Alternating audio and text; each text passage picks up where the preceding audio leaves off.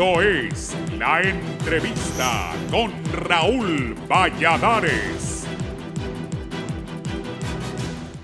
Sigamos conectados con doble navegación en tu plan postpago. 18 crímenes colectivos con 67 víctimas registra el país desde inicio de este año, la mayoría a lo largo del toque de queda y la emergencia sanitaria por el COVID-19 en el país, según reportes estadísticos del Observatorio Nacional de la Violencia de la Universidad Nacional Autónoma de Honduras. En menos de 24 horas, la capital fue escenario de 2 crímenes colectivos en el que varios ciudadanos y ciudadanas perecieron en circunstancias similares. La madrugada del domingo anterior, los cuerpos de 3 personas fueron asesinados en la colonia La Rosa de Comayagüela. Esta fue la 11ª masacre en 3 meses de confinamiento que lleva el país. Del 5 de enero al 29 de abril de este año hubo 10 homicidios múltiples con 38 víctimas, 28 hombres y 10 mujeres, que en comparación al mismo lapso del 2019 muestra una disminución de 12 hechos y 30 muertes violentas colectivas. En promedio, 7 personas pierden la vida en homicidios, señaló Vigdonia Ayestas, directora del Observatorio Universitario de la Violencia. En 2019, la Secretaría de Seguridad contabilizó 70 masacres con 276 víctimas mortales a nivel nacional. El área del Distrito Central, con un perímetro de 1.515 kilómetros cuadrados, registra 7 masacres y 26 personas muertas solo este año. Este lunes, una dantesca escena se vivió en una de las calles principales de la colonia La Era, al oriente de la ciudad. Los cuerpos de 3 ciudadanos estaban atados de pies y manos para luego ser introducidos en bolsas negras. Como suele suceder, en ese momento la policía no estableció la autoría ni la identidad de las víctimas. Los testigos comentaron que vieron un vehículo alejarse luego de arrojar los cuerpos en el sector. La mayor parte de estos crímenes se presentaron en 5 municipios de Francisco Morazán, Cortés y Olancho. El 8 de enero, en el municipio de Cololaca, departamento del Empira, 3 ciudadanos murieron a manos de desconocidos. En Trujillo, Colón, el sábado 8 de febrero, hubo otra masacre que dejó 3 personas muertas en aquella turística comunidad. Entre el 19 de marzo y el 29 de abril, hubo 4 masacres más en los que 12 personas pierden la vida. 2 de estos hechos acontecieron en la capital y el resto en San Pedro Sula y la ciudad de La Maquila, Choloma. Los crímenes múltiples han sucedido en lugares públicos, en días y horas de confinamiento decretado por el gobierno en el marco de la pandemia de COVID-19. Sigamos conectados con doble navegación en tu plan postpago.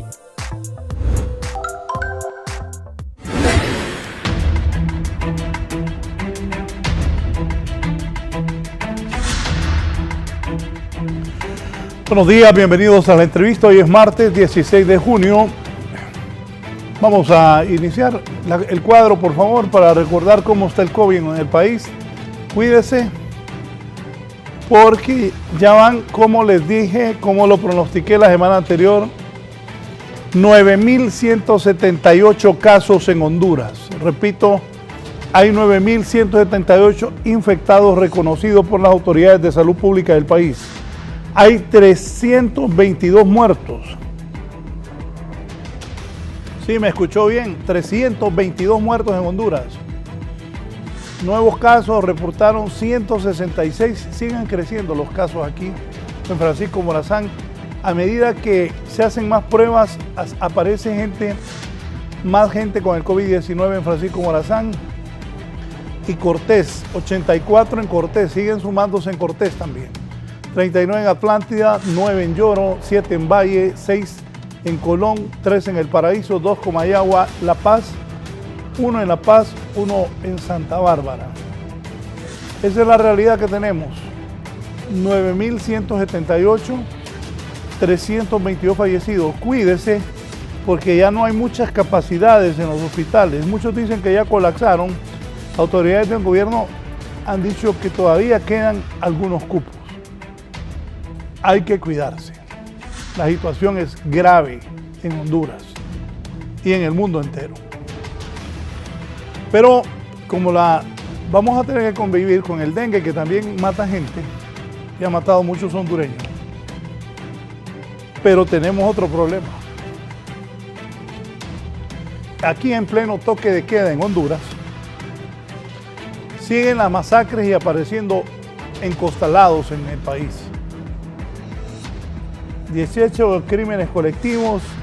Bueno, vamos a presentar a nuestros invitados. Primero voy a saludar al portavoz de la Secretaría de Seguridad del país, el comisionado Yair Mesa. Comisionado, buenos días.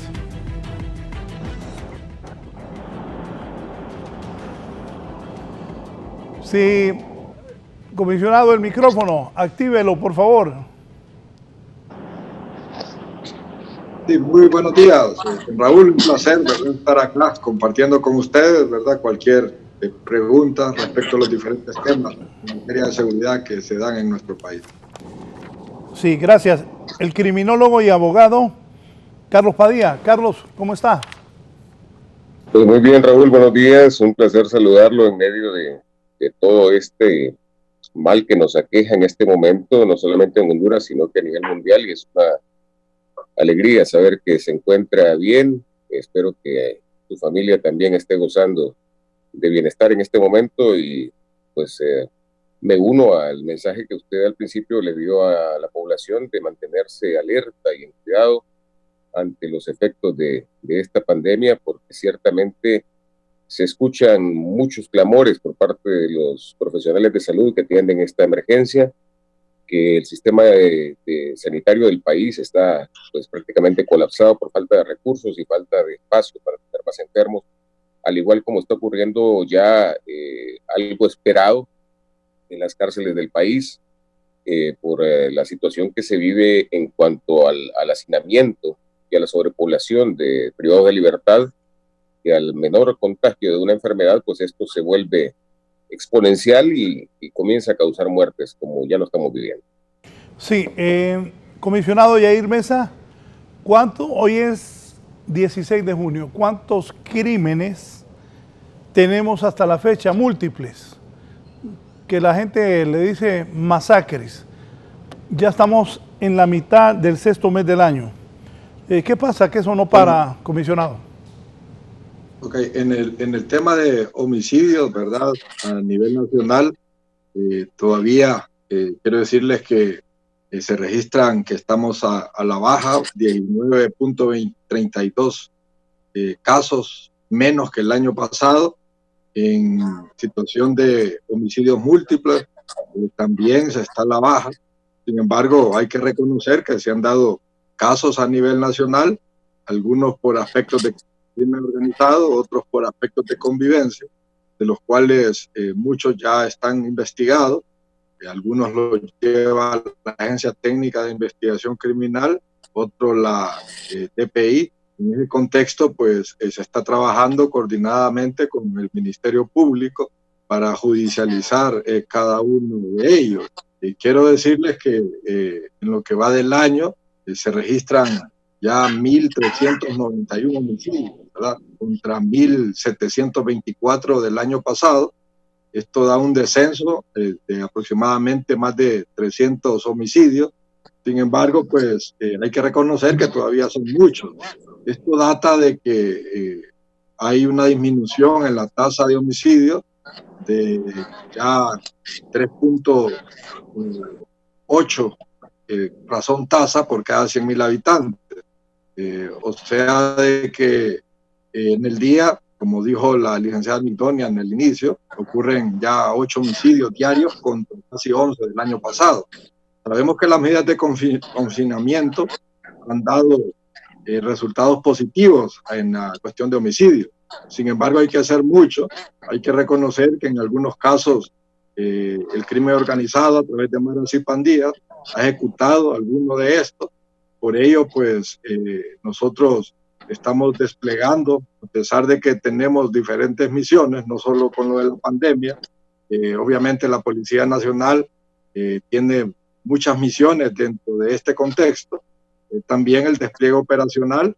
Por ello, algunas capturas importantes que se han dado a nivel nacional, decomiso de armas, decomiso de dinero, que se han hecho a través de los entes de seguridad del Estado, y que esto refleja también trabajo investigativo de algunos hechos que se han dado a nivel nacional. Sí,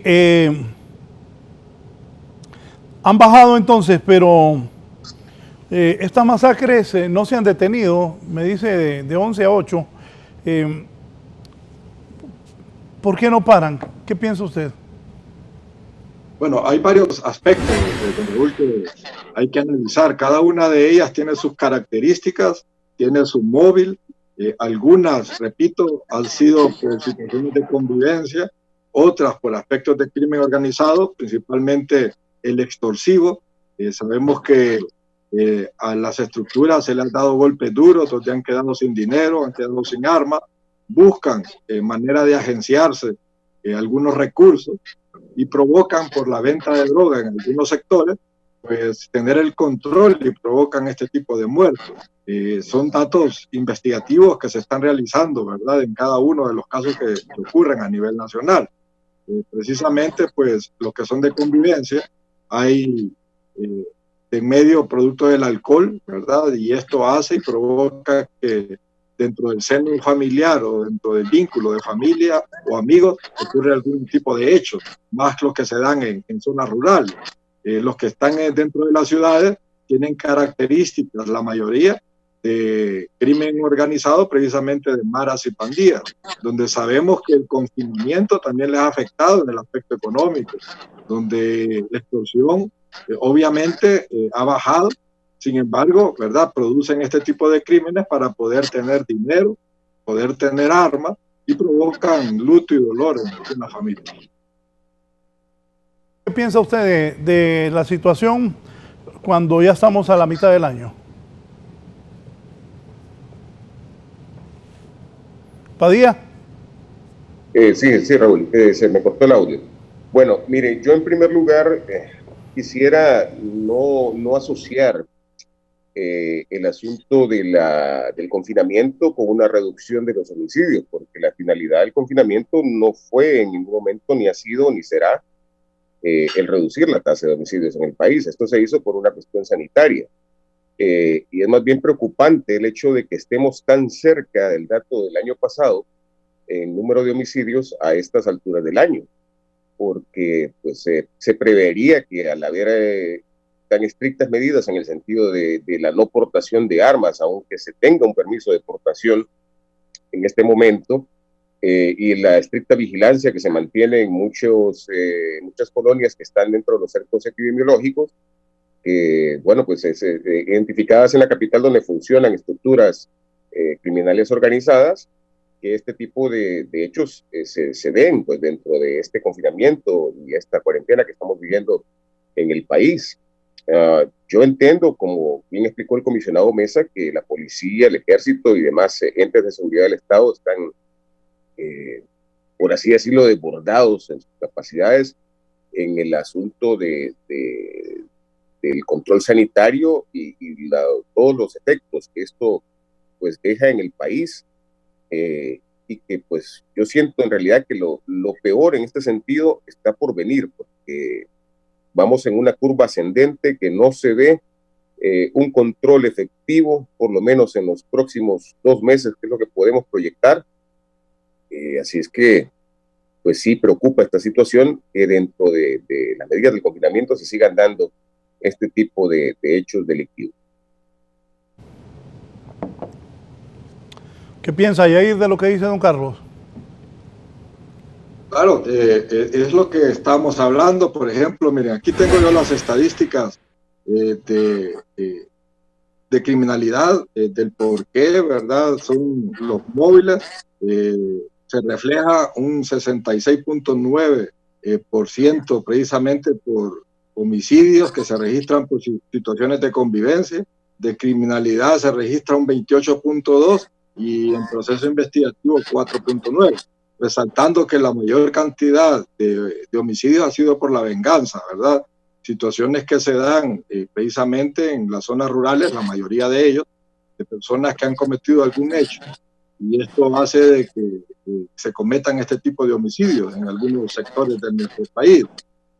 Al otro tipo de homicidios que se dan, según los móviles, ¿verdad?, es el pleito de territorio, y este es por la situación de la venta de drogas, que sabemos que en muchos lugares se venden, y que las estructuras criminales, precisamente maras y pandillas, buscan el control de las mismas, y este es el pleito de los territorios que se dicen a través del mundo mediático. También a través tenemos por robo algún tipo de homicidios que se ven muy pocos, ¿verdad? Riñas en estado de verdad, ¿verdad? También se dan en algunos casos, y así sucesivamente, ¿verdad? Pero sí llama la atención que la mayor cantidad de homicidios ha sido a través de la venganza, registrando también ciudades que se registran algún tipo de incidente y donde resalta prácticamente lo que es la capital de la República y lo que es San Pedro Sula, los lugares donde más frecuentemente se dan este tipo de homicidios, ¿verdad? Cada uno de los casos se están investigando, algunos que ya tienen órdenes de captura vigentes, otros están en ese proceso investigativo. Aquí los entes de seguridad y de investigación se está trabajando algunos casos de manera coordinada. Por ejemplo, en Cortés hay todavía una baja, ¿verdad? Una variación de menos 137 homicidios en comparación con el año pasado. Igual tenemos a Francisco Morazán con menos 35 homicidios. Y seguidamente de Lloro. Recordémonos que San Pedro Sula y Tegucigalpa hace poco pues estaban dentro de las 30 ciudades con mayor índice de homicidios, situación que obviamente preocupa, pero que también tenemos que trabajar fuerte, precisamente los entes de seguridad, los entes judiciales, el Ministerio Público, para poder luchar todos contra precisamente los homicidios que se dan en todo el territorio nacional. Dígame algo, las investigaciones, ¿cómo van? ¿Qué resultados han dado hasta la fecha? Hay avances, se han hecho capturas importantes por personas que han cometido homicidios, ya sean muertes múltiples o también homicidios. Hay estructuras criminales que se han identificado, de las cuales últimamente se han dado golpes muy fuertes. Ustedes han visto las grandes cantidades de armas que se han decomisado. Estas han provocado luto en algunos sectores. Se están analizando a través de balística con exámenes técnicos científicos y poder identificar algunas de ellas que han participado en algunos homicidios que han ocurrido precisamente en San Pedro Sula y Tegucigalpa. Sí, vamos a repetir lo de Migdonia Ayestas del Observatorio de la Violencia, que decía que en lugares y horas de toque de queda ocurren estas masacres. Eso, Yair. Ya. Que Migdonia dice que cuando hay toque de queda es que se ocurren estas masacres. Bueno, miren, el crimen obviamente busca los lugares precisos y el tiempo necesario para poder cometer cualquier ilícito. Obviamente que cuando hay circulación, estos grupos criminales andan mayormente camuflajeados y es cuando producen algún tipo de eventos. Es lógico que cuando haya mayor circulación de gente y que se puedan desplazar a un lugar, pues pueden cometer delitos. Contrario cuando uno está encerrado, que obviamente circula menos gente, es fácil detectar vehículos sospechosos, personas sospechosas, las personas llaman al 911, es por ello que se han detenido algún tipo de homicidios o delitos que se pueden dar en algunos sectores. Hay crímenes precisamente este tipo de embolsados que aparecen, que obviamente en las ciudades grandes se dan y que ocurren en horas de la noche, identifican algunas de las víctimas, en el día se las llevan, las privan de su libertad y en la noche cometen este hecho amaneciendo al día siguiente en algunos sectores. Son situaciones que obviamente se dan y la licenciada Migdonia tiene toda la razón, buscan horas que son hábiles donde las personas se puedan desplazar y que obviamente, ¿verdad?, la mayor cantidad hace de que pueda ocurrir algún tipo de delito y que las personas se puedan desplazar, ¿verdad?, de un lugar a otro sin ser detectados. Y obviamente cada caso es investigado. Don Carlos Padilla, ¿qué piensa usted de todo esto? Bueno, mire, yo siento que esta es una situación, como le digo, que no tiene un antecedente histórico, por lo menos reciente, en esta generación, en el país ni en el mundo. Por tanto, pues es un paradigma que ha venido a cambiarnos completamente nuestra forma de vivir. Por ende, pues yo creería que lo adecuado a hacer en este caso, recordemos que el sistema de justicia funciona como un engranaje, y en ese sentido, pues mucho ayuda al control preventivo de la policía en el combate al crimen, pero también hay que recordar que el Poder Judicial ha estado en receso en estos momentos. Los fiscales recién se vienen integrando a trabajar hasta el día de ayer, ya en una forma más aguda, porque pues hasta el mismo Ministerio Público ha estado completamente en cuarentena, funcionando nada más en lo estrictamente necesario.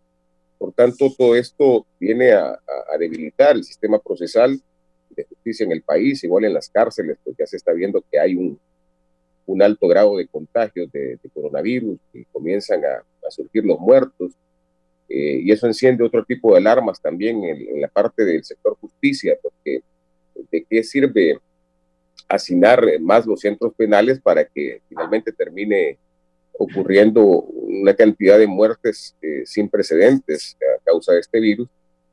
Por ello, pues sentiría yo que lo más adecuado es establecer controles mucho más estrictos dentro de los términos del toque de queda, en base a lo que ha dicho el comisionado Mesa, establecer un mapa caliente de incidencias por barrios y colonias y sectores en el país en general, para de esta manera pues establecer que donde se dan, por ejemplo, delitos de convivencia, como los ha nombrado él, los controles en los operativos, tanto dentro de los horarios de no circulación como los de circulación, tienen que ser muy estrictos, ya hasta llegar al punto de repente de establecer ley seca en ciertos sectores, para que el consumo de alcohol no dispare conductas anómalas, que ya de por sí la salud mental de la población está seriamente afectada por el hecho de este prolongado confinamiento, que ya ayer cumplimos 100 días,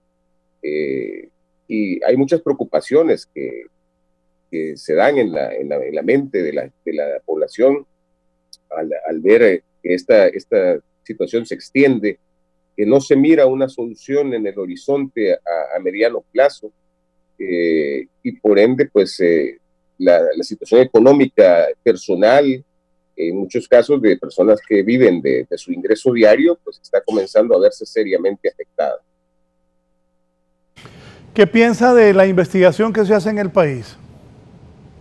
Bueno, yo creo que ahí es una de las debilidades que tenemos en el sistema de justicia, y esto es algo que le hemos recalcado junto con varios colegas en el área del ejercicio de la profesión del derecho, que ante tantas voces que se han levantado en contra de la normativa penal que está por entrar en vigencia este próximo 25 de junio, el asunto no es establecer que se deban aumentar las penas a un nivel de sangre social, o sea, porque no es el populismo punitivo lo que va a funcionar en estos casos.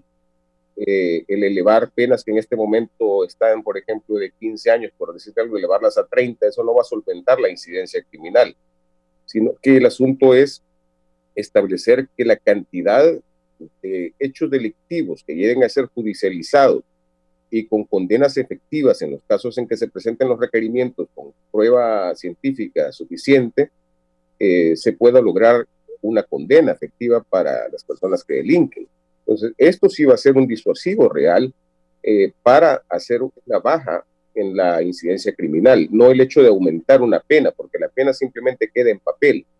Pero si en el momento de presentar una acción por parte del ente prosecutor del Estado no está bien sustentada porque por una u otra razón la investigación no fue lo suficientemente profunda, entonces hay que recordar que la parte procesal es garantista, y esto lo que va a hacer es que pues la acción judicializadora del Ministerio Público se vea seriamente afectada, y el juez, que simplemente tiene la obligación de velar por que la evacuación de la prueba sea de una carga condenatoria suficiente, preferiblemente de base científica, conlleve a que se dicte un sobreseimiento en contra de las personas encausadas por no haber suficiente carga de prueba para condenar. Entonces lo que tenemos que propugnar nosotros como sociedad es a una mejora en la parte de investigación para que esto sea un sustento, una columna de apoyo para el sistema procesal penal, en este caso el ente persecutor del Estado. Comisionado Yair Mesa, usted nos informa que en relación al año pasado las masacres han bajado. De esas masacres del año pasado, ¿cuántas han sido judicializadas? Y en este momento que varios que estaban privados de libertad van a volver a cobrar su libertad, ¿cuántos están siendo judicializados que podrían ir a parar a la cárcel de comprobárseles que ellos participaron en las masacres del año anterior? Bueno, la parte investigativa, pues reconozcamos que está bajo la dirección del Ministerio Público, tiene dos entes o dos brazos, uno interno que es la Agencia Técnica de Investigación Criminal y otro que pertenece a la Policía Nacional, que es la Dirección Policial de Investigación. En este aspecto, pues nosotros hemos apostado por las pruebas científicas, ya se cuenta con laboratorios, cada prueba que se recoge como indicio, o cada indicio que se recoge es analizado en los laboratorios para que estos sirvan como prueba científica en cada uno de los casos que se están judicializando. Aquí han habido avances significativos, hay casos que están en los tribunales donde se ha aportado esa prueba científica y esto ha hecho que se han condenado a algunas personas. Obviamente que hay casos que no son tan públicos o que en los medios no se llega a determinar o a saber cuáles fueron esos medios de pruebas que fueron analizados por los entes policiales o de investigación. Así de que todos los casos, cada uno en su campo, es investigado de una forma profesional. Algunos, como dice el abogado, obviamente que padecen o carecen de ese sustento de probatorio, y esto hace de que se pueda perder en el camino o empezarlo de nuevo. Y esto son algunas fases que nosotros debemos de fortalecer en cada una de nuestras unidades que están diseminadas a nivel nacional. Pero cada uno de los homicidios que están ocurriendo se están trabajando con pruebas científicas de manera que el Ministerio Público tenga ese soporte fundamental al momento de presentar cada uno de los casos ante los jueces competentes. Por la situación que se está dando, sabemos que hay algunos casos que están retrasados, porque obviamente hay algunas situaciones de temores que se están dando por la situación de contagios, ¿verdad?, de COVID. También no es desconocido que hay funcionarios policiales que han dado positivos y esto merma las capacidades en el talento humano. Pero estamos enfocando de una manera profesional, operacional, cada uno de los casos y también en la prevención, que juega un rol y un papel importante para poder prevenir cualquier tipo de delito. Existe, entiendo, tengo aquí un dato, que Francisco Morazán, Cortés y Olancho son los departamentos donde más ocurre esto. ¿Por qué hay algún indicativo que explique por qué estas masacres, la mayoría se centran en Olancho, Francisco Morazán y Cortés?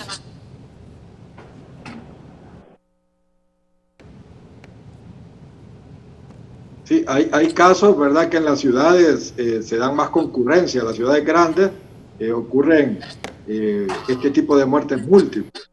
Los datos pues reflejan que las ciudades como Cortés o los departamentos de Cortés y Francisco Morazán, que son las ciudades más grandes, donde obviamente hay muchos más problemas, se reflejan este tipo de crímenes. Sin embargo, en las zonas rurales se ha identificado que también se dan este tipo de casos, que obviamente causan lutos, pero los móviles son diferentes, ¿verdad?, a las situaciones reales que se dan tanto en San Pedro Sula como en Tegucigalpa o en el Valle de Sula, que es donde ocurre la mayor cantidad de homicidios y también de homicidios múltiples. Padilla, ¿qué piensa de eso, de Olancho, Cortés y Francisco Morazán? Bueno, eso es, bastante obvio de descifrar de primera mano.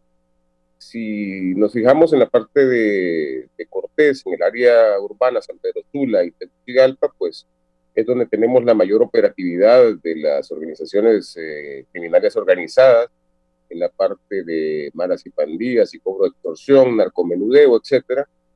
Entonces, esto causa una gran cantidad de muertes y olas de violencia.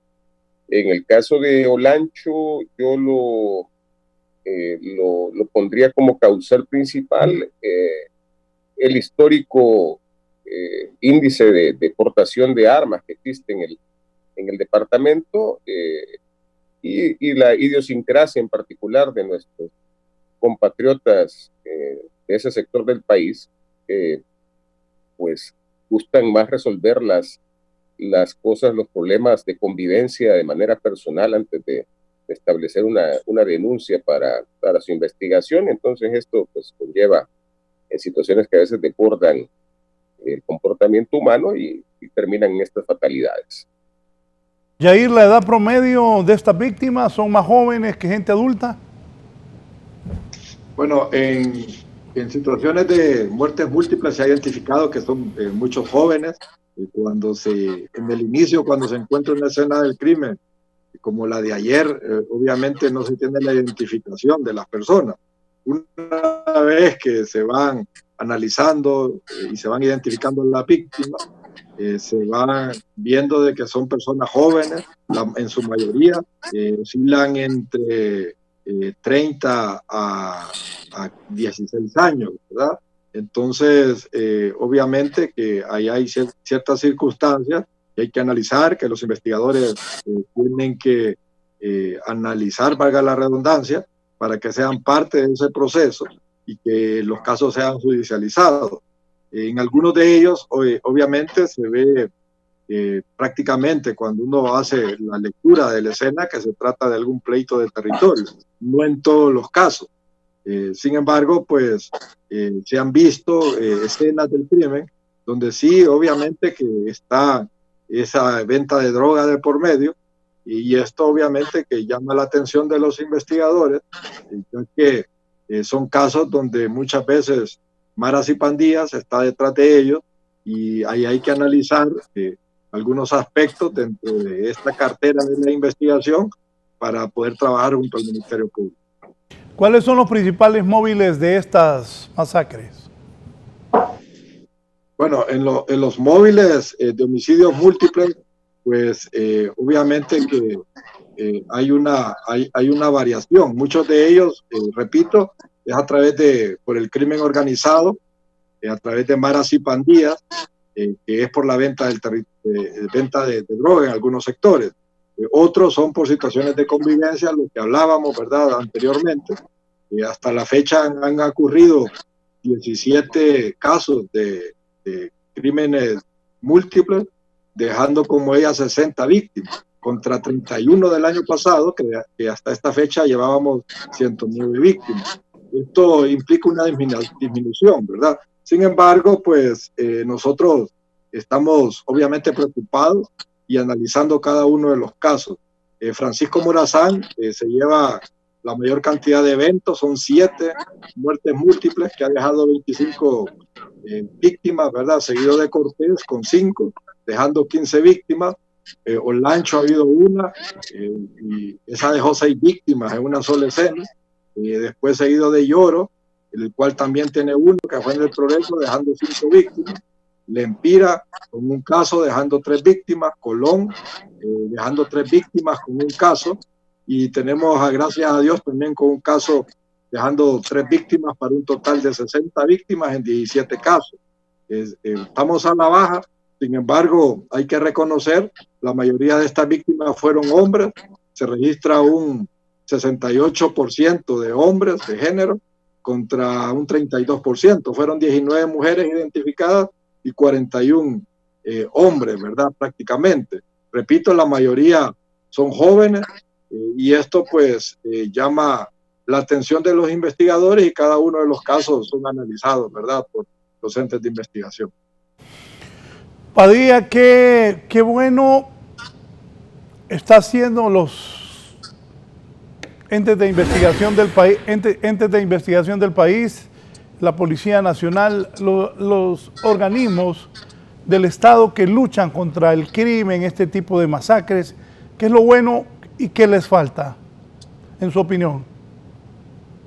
Bien, a ver, yo creería que en este caso, pues lo bueno ha sido que se ha hecho, entiendo yo, un esfuerzo grande por parte del gobierno en el sentido de tecnificar las capacidades de investigación de los entes de seguridad del Estado, ahora que cuentan con mucho elemento científico que hace algunos años atrás no estaba disponible. Por tanto, pues el sustento de la carga probatoria muchas veces no tenía el peso que la parte procesal acusatoria hubiese deseado para que el caso tuviera fortaleza.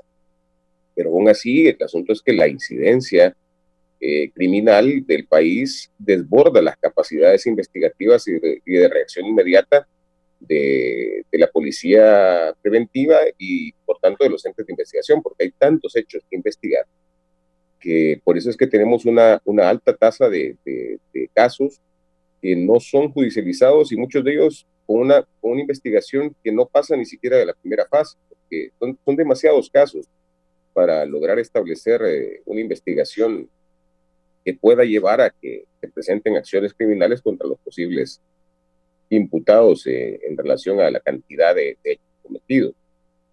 Hay que recordar también, Raúl, comisionado Mesa, que en la parte donde hay delitos con pérdida de vida, bueno, y en todos los delitos en general, pero más en estos, se estila no solamente perfilar al posible sospechoso o sospechosos, sino también perfilar a la víctima, porque así se establece también el entorno de acción en el que se mueve el uno como en el otro, que en el caso de ser coincidentes, pues se puede establecer una causal propia a su área de desenvolvimiento, y es un poco más fácil adjudicar la causalidad del delito en estos casos, ¿verdad? Porque hacerlo a prima fase muchas veces lo único que conlleva es a hacer un bulto estadístico de posibles causas, pero en realidad no tenemos el acervo científico de que así sea, y puede llevarnos a crear motivos que simplemente se utilicen como muletilla o estribillo en muchos de los casos, porque, como decía al principio, al verse desbordado las capacidades de investigación, pues hay que establecer alguna excusa social, colectiva, para calmar la necesidad de información de la sociedad, y pues lo más fácil muchas veces es atribuirlo a pelea de territorios, a distribución de drogas o cuestiones vinculadas con maras, pero como decía al principio, simplemente es que la incidencia desborda las capacidades investigativas. Yo no me sentiría alegre para el caso en establecer que apenas llevamos menos de 400 incidencias, menos que el año pasado, porque estamos en un estado de toque de queda, de estricto confinamiento y de operativos de control por parte de las autoridades para que este confinamiento, que tiene por fin el evitar que la incidencia de casos de coronavirus se dispare, no así la de la baja de la criminalidad, porque esa no fue la principal causa por la que se estableció el confinamiento. Entonces es preocupante el hecho de ver que sea tan poca la diferencia en relación al año pasado. Me lleva a pensar que si no estuviésemos confinados, posiblemente ya hubiésemos pasado esa incidencia delictiva. Entonces, ¿qué nos dice? Que el crimen no para, que las actividades de las organizaciones criminales no paran, y que lo que se necesita es un poco más de control, de desdoble por parte de los entes de autoridad en el Estado y los entes investigativos, para que esto al final no nos termine desbordando desde el punto de vista de salubridad, que ya lo estamos viendo, porque solo en la última semana crecimos más de 2,000 casos en incidencia de COVID, y sería pues dramático y muy triste tener que agregarle el hecho de que se nos desborde la parte de la incidencia delictiva también. Sí, Yair, comisionado Yair Mesa, ¿sigue Honduras siendo un país altamente peligroso? Usted hace un rato lo mencionaba, Tegucigalpa y San Pedro Sula fueron conocidas en algún momento como las ciudades más peligrosas del mundo y siguen siendo peligrosas. De hecho, los norteamericanos, el gobierno de los Estados Unidos le recomienda a los gringos que viven aquí hasta qué calles no deben transitar. Eso no se puede obviar. Y también, bueno, primero eso. Y segundo, organizaciones extranjeras todavía siguen involucradas con extranjeros de acá, con maras de acá. Estoy hablando específicamente de la gente de El Salvador, mareros de El Salvador que se vienen a Honduras. ¿Cómo está eso, comisionado Mesa? Bueno, hay delitos que son transnacionales, ¿verdad? Y esto conlleva a que haya contactos con diferentes países. Obviamente, contra las grandes potencias, nuestros países, la mayoría latinoamericanos, tiene grandes desventajas, porque el crimen, obviamente, se da en cualquier parte del mundo. Si usted hace un análisis de lo que es Estados Unidos y mira las ciudades también violentas, por ahí Estados Unidos cuenta con unas 4 o 5 ciudades. Sin embargo, nosotros no podemos mandar alertas, pues, de que los ciudadanos no vayan por las condiciones económicas. Esa es una gran desventaja que tenemos los países en vías de desarrollo, principalmente Honduras. Pero hay una realidad que no se puede desconocer, que sí, hay problemas en situación delincuencial, pero que estamos todos luchando a través de diferentes formas para que estos crímenes o estos delitos sean menos. Nosotros, pues, en lo que va del año han habido avances significatorios.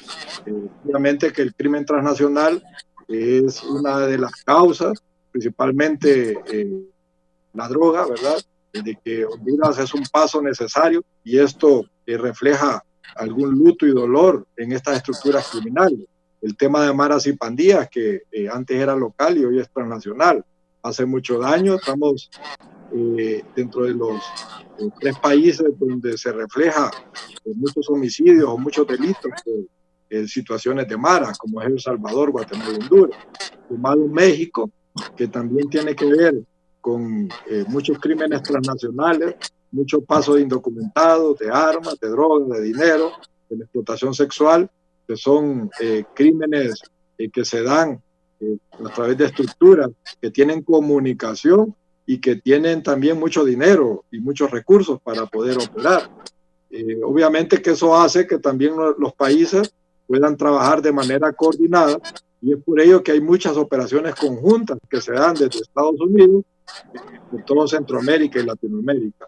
Así de que nosotros vamos a estar enfocados, trabajando de manera coordinada y hay casos que obviamente no se dan a conocer, que en la cual Honduras ha participado y que se han identificado estructuras que se detienen en otros países y también hay casos en nuestro país que se han identificado y que han cooperado otros países. Así que esto es mutuo, el trabajo es coordinado a través de avances que ha tenido los sistemas de comunicación y que permiten hoy por hoy estar mayor enfocados y tener mayor información acerca de algunos crímenes transnacionales.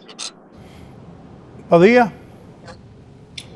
Bueno, ciertamente en lo referente a maras y pandillas, al menos, recordemos que hace pues, unos cuantos años atrás el Departamento de Estado en los Estados Unidos catalogó como organizaciones de crimen transnacional tanto a la organización de la MS-13 como de la pandilla 18. Entonces, en este sentido es correcto acotar que pues, es algo de no extrañarse el hecho de que haya, como usted mencionó en algún momento, tránsito de integrantes de ambos grupos criminales desde el hermano país del Salvador hacia Honduras.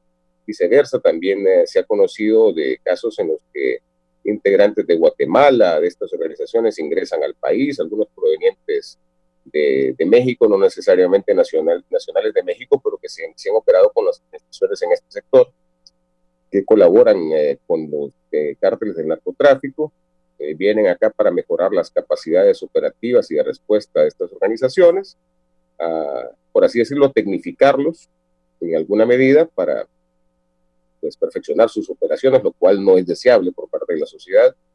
Y sí, pues, como decía el comisionado Mesa, si es que las autoridades hondureñas en algún momento han colaborado para descubrir este tipo de nexos, de organizaciones, pues es bueno que la población lo sepa, ¿no? Porque pues de repente en el ojo público de las personas que nos dedicamos a este tipo de menesteres en el país, la parte del derecho, pues lo que más se critica muchas veces es la falta de investigación, la tecnificación de la investigación para una judicialización efectiva.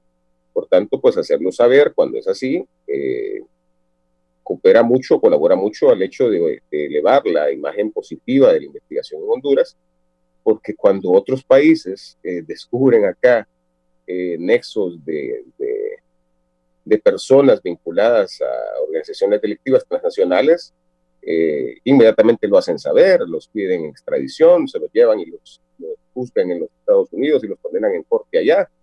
Entonces, igual Honduras, pues yo creo que tiene que hacer lo propio en el sentido de hacer saber a la sociedad cuando este tipo de organizaciones operan en el país y se les descubren actividades relacionadas en Honduras, y si es posible judicializarlos acá, pues qué cosa mejor, para que no solamente sea la imagen negativa lo que exporte nuestro país, sino que también se vea la cooperación en la parte investigativa.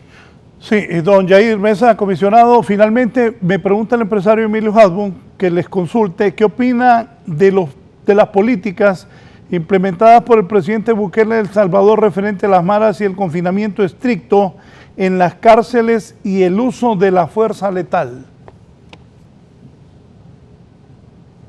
Bueno, mire, cada país pues tiene sus propias medidas, son respetadas, así de que hay que esperar pues cuáles son las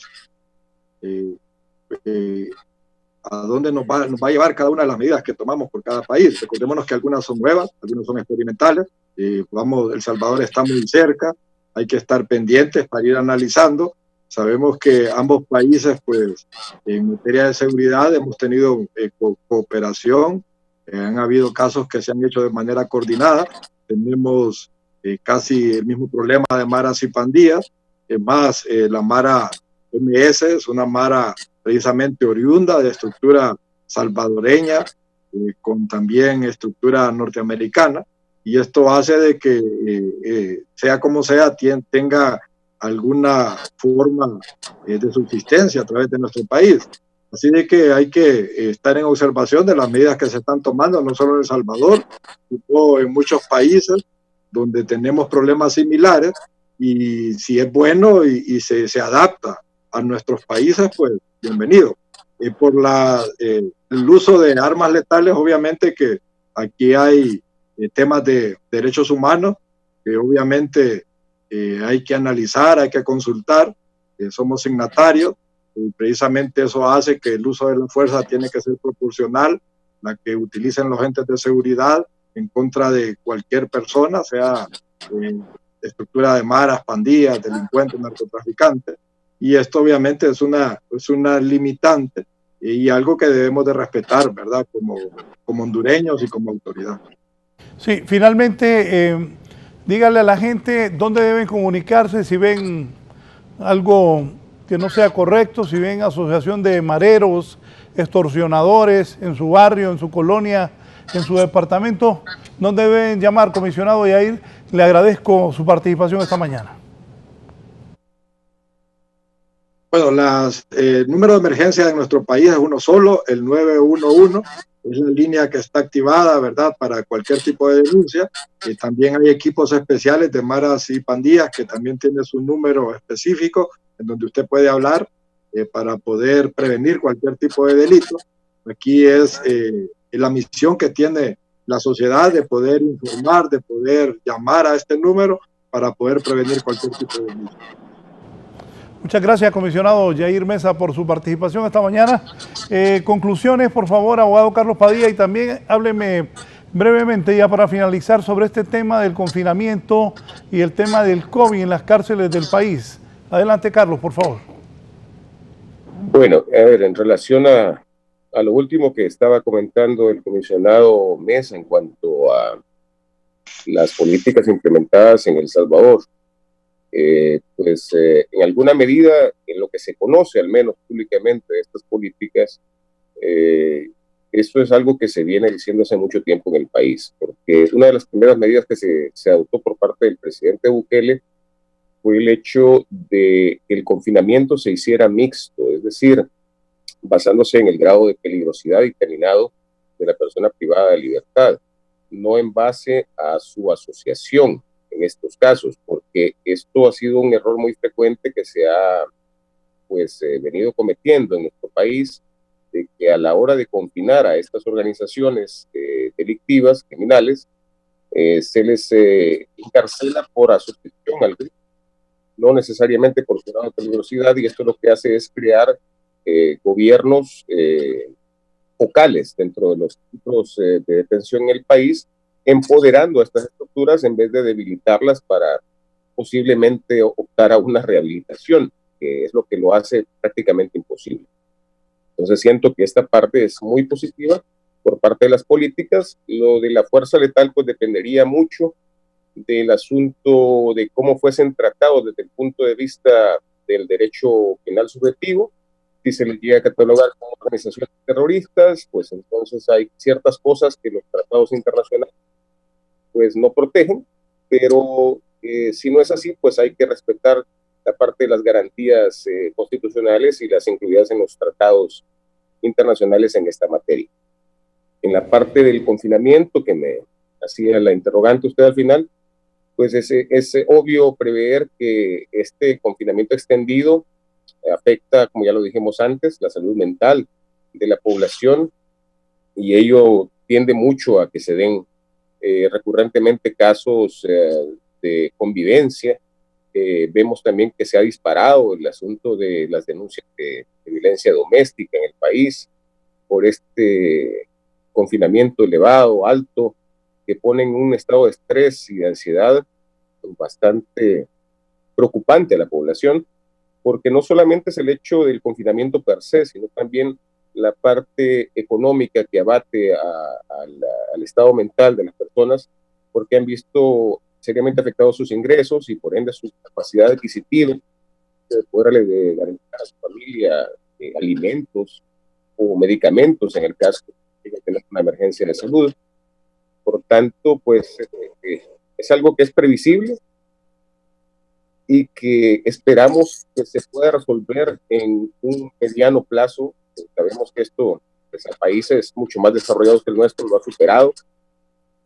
Hay muchos países que se han visto en la necesidad de volver a cerrar, de volver al confinamiento estricto, como es el caso que ya se está viendo en Argentina, que ya lo ha anunciado Panamá también, que lo han anunciado algunas partes de España, en China mismo, que fue donde se originó el brote, ya han vuelto a tener que cerrar porque se dio un rebrote focalizado en un mercado de abasto de mariscos en Pekín. Por tanto, pues no sea de extrañar el hecho de que ante el disparo de casos, de incidencia de casos de coronavirus, pues el gobierno tenga que verse en la necesidad de hacer un confinamiento mucho más estricto del que se buscó al principio.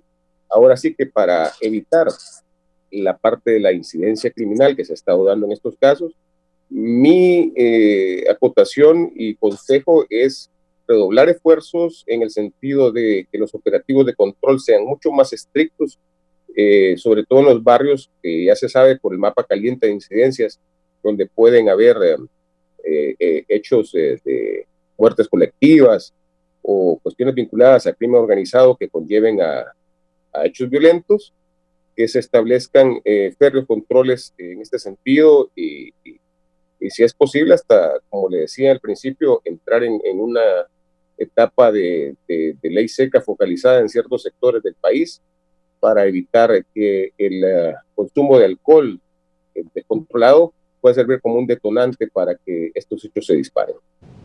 Sí, muchas gracias al abogado y criminólogo Carlos Padilla, también al comisionado Yair Mesa, participando esta mañana sobre este tema que en pleno toque de queda y con esta pandemia siguen las masacres en el país. Sigamos conectados con doble navegación en tu plan postpago. El sistema de hospitales públicos y privados ya muestra saturación por el avance imparable de la pandemia del COVID-19, aseguran mandos médicos que contradicen afirmaciones en sentido contrario de la máxima autoridad del gobierno en el manejo del mal. En el ámbito regional, Centroamérica experimentó una explosión de casos y muertes con cifras diarias récord, con al menos 45.531 contagios y 1.255 defunciones por la enfermedad, mientras intenta la reapertura gradual de su economía.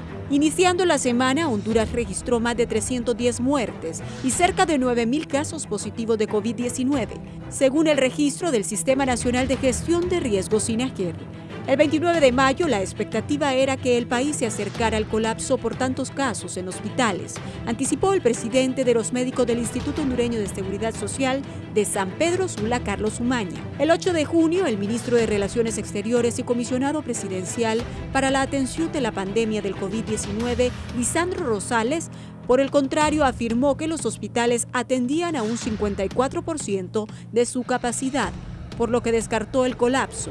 Quiero expresarle al pueblo hondureño que tenga confianza en su sistema de salud, que aún mantiene espacio suficiente para pacientes de la patología en este momento. Sin embargo, las últimas 24 horas fueron un drama indescriptible en la capital, con 8 decesos en el Hospital Escuela, 3 en el Hospital General San Felipe y 6 en el Instituto Nacional Cardiopulmonar o el Tórax. Fue el presidente de la República, Juan Orlando Hernández, que este lunes admitió que la ocupación de pacientes con COVID-19 en los hospitales casi llega a su límite y demandó disciplina para evitar el síncope asistencial. En este momento casi llega a niveles de 100 de ocupación de camas, a pesar que hemos venido ampliando sustancialmente lo que se tenía antes de la pandemia, apuntó el mandatario. El drama se dilata a los dispensarios, donde una buena cantidad de nuevos contagiados no tienen otra opción que ver con impotencia el paso de los féretros con los cuerpos de las víctimas del patógeno. Tan solo en el Hospital San Felipe se presentan no menos de 5 muertes diarias, como un fiel reflejo de que operan a su máxima capacidad asistencial ante la actitud pasiva de la población que está buscando ayuda cuando poco o nada se puede hacer por ellos. La grave situación incluye a los hospitales privados, algunos de los cuales por temor al contagio no reciben a pacientes del SARS-CoV-2. El país ha entrado a la fase 5 de la pandemia, lo que significa que el mal está en todas partes y cada individuo es sospechoso de portarlo, independientemente de la condición sanitaria de la población. Tito Alvarado, médico infectólogo, incluso aseguró que la apertura económica en pleno ascenso de la curva de casos de COVID-19 no fue lo adecuado. Fue una imprudencia. Se tuvo que esperar al menos 3 semanas más.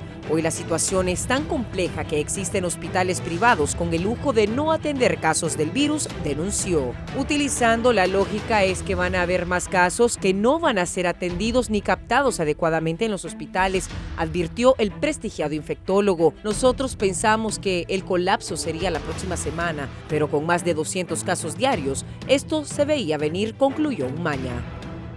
Sigamos conectados con doble navegación en tu plan postpago.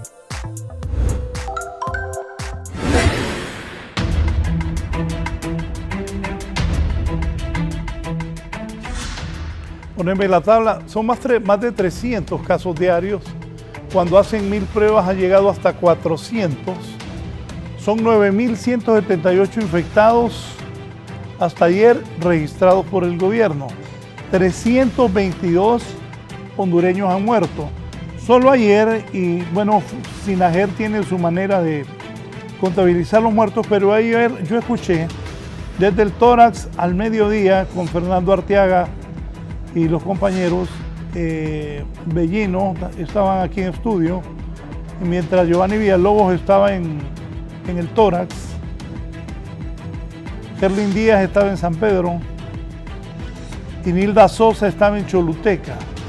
Solo a ellos 3 les escuché al mediodía en el noticiero nuestro que reportaron 12 muertos, 6 Giovanni en el Tórax 6 Gerlin Díaz en el norte y 2 Nilda Sosa en Choluteca. Voy a ir con Suyapa Sosa, jefe de la sala de emergencia del Hospital del Tórax, que está con Gisela Calix. Vamos a ir al tórax. Ayer informábamos de 6 decesos. ¿Qué ha pasado en las últimas horas? ¿Hay más muertos? ¿Hay camas? ¿No hay camas? ¿Hay oxígeno? ¿Ventiladores? El otro día me dijeron que de 13, solo 8 estaban funcionando. Todo esto mi compañera Gisela Calix lo va a abordar en este momento con la jefe de la sala de emergencia, Suyapa Sosa, la doctora Suyapa Sosa, que es la que sabe cómo está la situación, y hay que aprovechar para decirle a las autoridades, al señor Lisandro Rosales, que coordina, cuál es la verdadera situación hoy, martes 16 de junio. La verdadera situación de la sala de emergencia del Hospital del Tórax, pongan atención. A continuación, Gisela Calix está con la doctora Suyapa Sosa. En un momento se incorpora el viceministro Roberto Cosenza y el doctor César Enríquez, que es el jefe de emergencia de la sala del COVID del Seguro Social. Él estará con Kimberly Espinosa vía unidad móvil. Vamos, Gisela, adelante, para que la gente se dé cuenta cómo está la emergencia en el Hospital del Tórax. Así es, muy buenos días, licenciado y televidentes de la entrevistas. Le informo a usted y a los televidentes que han continuado las muertes por COVID-19 aquí en el Instituto Cardiopulmonar, más conocido como el Tórax. Esta muerte se ha registrado en las horas de la madrugada. Me acompaña la doctora Suyapa Sosa, quien ella es jefa de aquí de neumología en el hospital. Muy buenos días, doctora. Si nos explica ¿cuáles han sido los últimos detalles que ustedes tienen en torno a este deceso? Bueno, este es un señor mayor de esta ciudad que ya tenía confirmación de COVID-19, que estaba relativamente estable pulmonar, pero esta enfermedad es impredecible. Y desde el día de ayer comienza a tener muchas alteraciones neurológicas, por lo que también sospechábamos podía tener una inflamación cerebral por el COVID-19 que está descrito. Doctora, ¿cómo están los espacios para recibir estos pacientes? ¿Cómo ha estado el movimiento de los que entran, los que salen, los que se recuperan? También los ventiladores mecánicos, ¿cuál es la utilidad que ustedes les están dando en este momento y cuántos tienen? Bueno, nosotros hemos abierto 20 cupos en la última semana, está completamente lleno. Es más lo que ingresa que lo que estamos logrando egresar. En este momento contamos con inclusive 4 cupos más que están en una sala de mujeres ante la demanda de pacientes. Estamos viendo cómo los logramos trasladar a varones. El problema es que en una de las salas nos faltan unos colchones, que esperemos que esto se resuelva ya el día de hoy para poder dar esta respuesta, que es una minucia, pero que ese es un problema. Definitivamente la parte de los ventiladores mecánicos, nosotros tenemos una disponibilidad para 12, pero solo están funcionando 7. Hay 4 que fueron una donación, que son inservibles, nos lo dijo la jefe de cuidados intensivos. Son ventiladores que son muy viejos, que no tienen repuestos, que son obsoletos, entonces por lo que fueron donados, pero se van a regresar. Entonces quedaríamos únicamente con 7 disponibles para cuidados intensivos.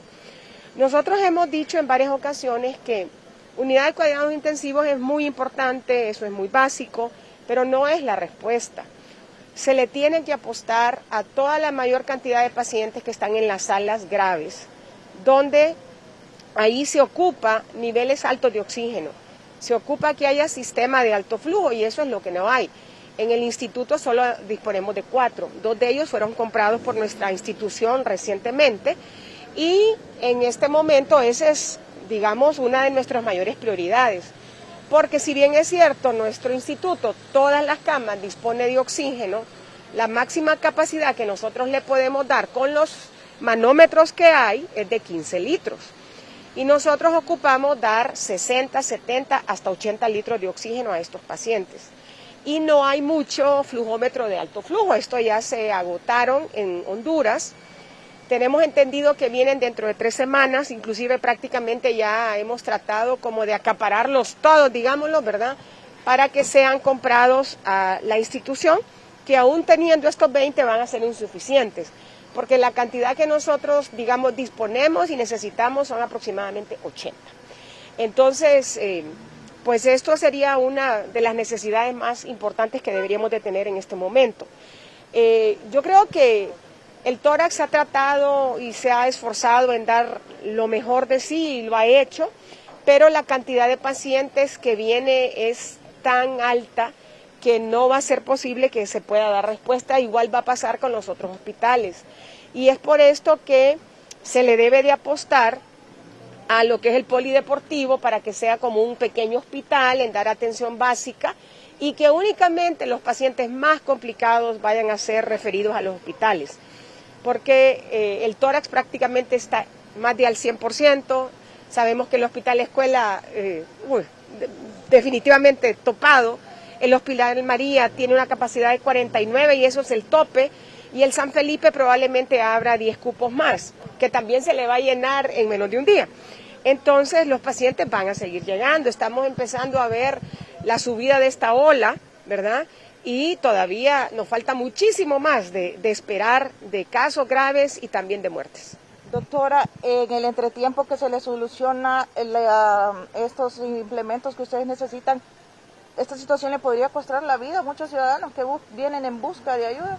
Bueno, la verdad es que les está costando la vida y eso va a seguir ocurriendo, porque usted puede tener la cama, puede tener el oxígeno, tiene el personal médico, tiene el personal de enfermería limitado, ¿verdad? Porque no las tenemos todas, pero igual se está atendiendo con lo que nosotros tenemos.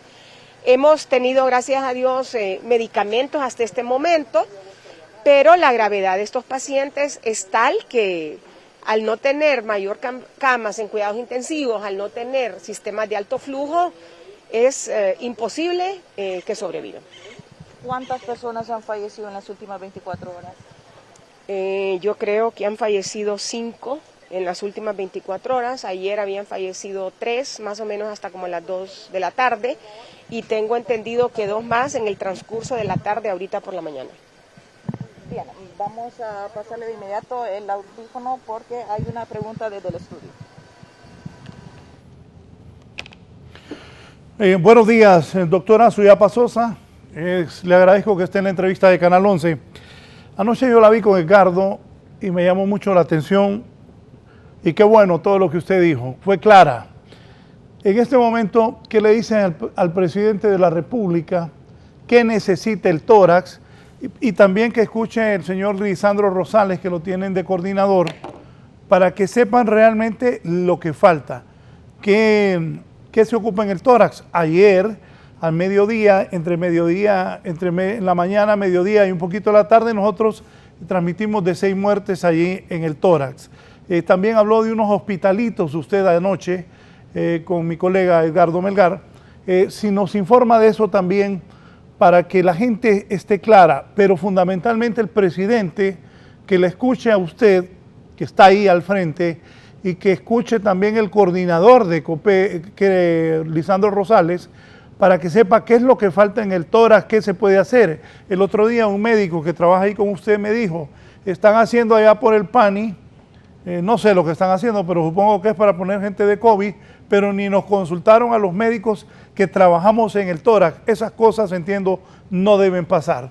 Doctora Suyapa Sosa, por favor. Buenos días. Sí, mire, le agradezco la oportunidad. El día de ayer que tuvimos el chance de hablar en el programa del licenciado Melgar, nosotros le estamos apostando mucho a la atención de prevención. Yo creo que es muy buena idea lo que han planteado de hacer brigadas en estos sitios de contención, ¿verdad? Porque se necesita que la gente vaya a buscar al virus así como lo están planeando y eso me parece perfecto. Ahora, eso se tuvo que haber hecho hace meses, pero como yo les dije, ya eso no vale la pena ni estar diciéndole, ¿verdad? Pero lo que es importante en este momento es retomar que todavía podemos hacer muchísimas cosas. El que vayan a las brigadas a buscar con los médicos, con las enfermeras, tiene que ver también que le tienen que apostar a hacer pruebas rápidas. que los pacientes que estén portadores asintomáticos se les dé el tratamiento maíz, que definitivamente va a tener alguna oportunidad en ese sentido. Y lo del polideportivo, como también los otros lugares que se quieren poner pacientes, eso tiene que ser más beligerante, eso debe de considerarse como hospitalitos, porque en este sentido usted le va a poder dar una gran atención a pacientes donde no van a poder ser atendidos en los hospitales regionales, no van a poder ser atendidos en todos los hospitales nuestros y van a poder ser atendidos ahí, y se les da una ganancia de 24 a 48 horas. ¿Qué necesita en un hospitalito? Necesita las camas, necesita oxígeno, necesita los médicos, las enfermeras, necesita cosas básicas. Un pequeño laboratorio que haga el examen de sangre, va a necesitar la prueba rápida, va a necesitar también que tenga una rayos X portátil y que haya una comunicación fluida entre el médico que va a estar ahí, que no necesariamente tiene que ser un especialista, sino que perfectamente un médico general, para que esté en contacto con todos los hospitales que estamos, digamos, siendo COVID en Tegucigalpa. Manda una imagen por celular y nosotros le podemos dar cierto apoyo para que el paciente con toda la seguridad sea trasladado al instituto y le podamos dar el cupo.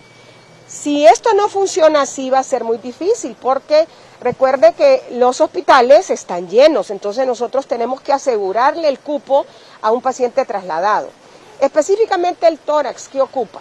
Nosotros estamos muy claros que tenemos que dar una respuesta a los pacientes más graves desde el punto de vista pulmonar. Tratamos de hacerlo, pero lo que pasa es que hay ciertas limitaciones de equipo y probablemente no las vamos a tener todas. ¿Qué ocupamos en este momento?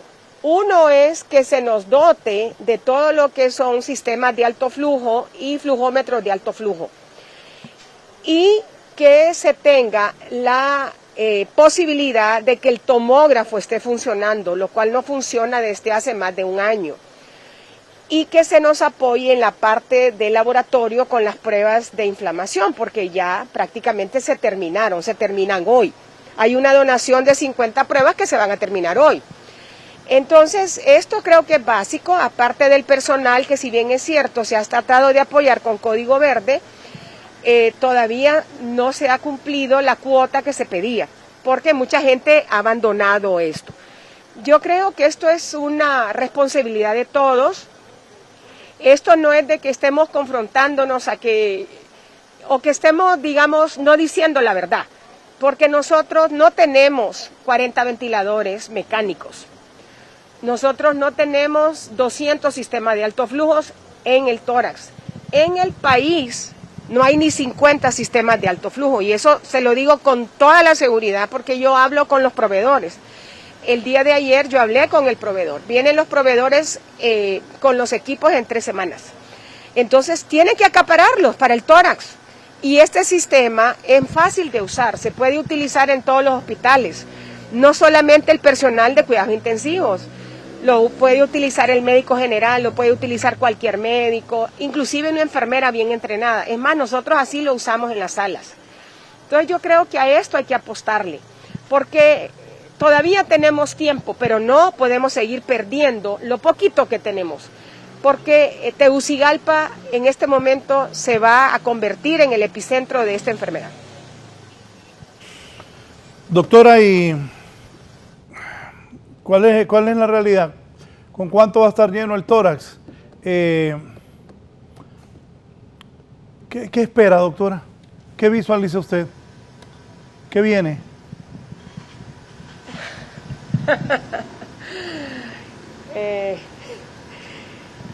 ¿Quieren la parte caótica o la mentirosa o la real? Yo quiero la verdad, porque también hay que prepararnos para todo. Ok, mire, la situación no es buena a corto plazo. Nosotros estamos llenos. Tenemos 119 camas llenas en este momento. Yo creo que todos tenemos la disponibilidad de tratar de abrir más cupos porque sabemos que se necesitan.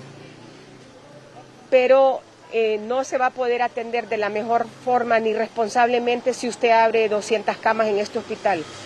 Usted ocupa camas, las va a conseguir. La diferencia va a ser que no los va a ver morir en la carpa o en la calle.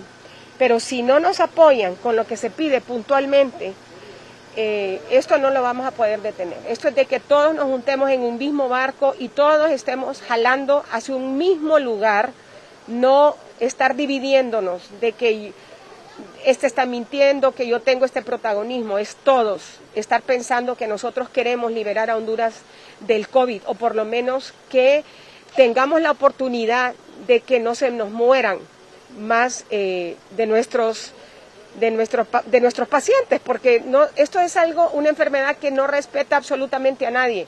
Aquí va a caer todo el mundo, la privada ya está llena, cuando ya el tope de sus seguros ya no lo pueden pagar, los van a referir a los hospitales públicos, y los hospitales públicos están llenos, y si no están llenos van a estar llenos en 2 días. Usted abre 10 carpas y 50 camas, se le van a llenar en 2 días. No es solo abrir carpas, es darle la atención. Y la parte de la contención a niveles de los barrios marginales, y no solo en los barrios, mire, eso es vital. Yo creo que eso es muy importante, lo que le apostaron a las brigadas, eso es vital. Y le tienen que apostar fuertemente ahí, porque ahí es donde usted va a disminuir la transmisión del virus. Tiene que ganarle con 14, 21 días, porque si no, el virus nos lo gana. No tenemos más tiempo que eso. La directora, ¿qué le ha dicho? ¿Qué respuesta tiene de las máximas autoridades del Estado? Yo creo que nuestra directora es una persona que está muy consciente, ella trata de resolver todos los problemas. Ella sabe que la Asociación de Médicos del Tórax la apoya.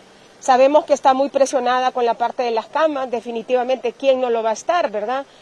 Todos, inclusive hasta uno lo llaman todos los días, conocidos que necesitan una cama en nuestros hospitales, y es bien difícil decirles que no.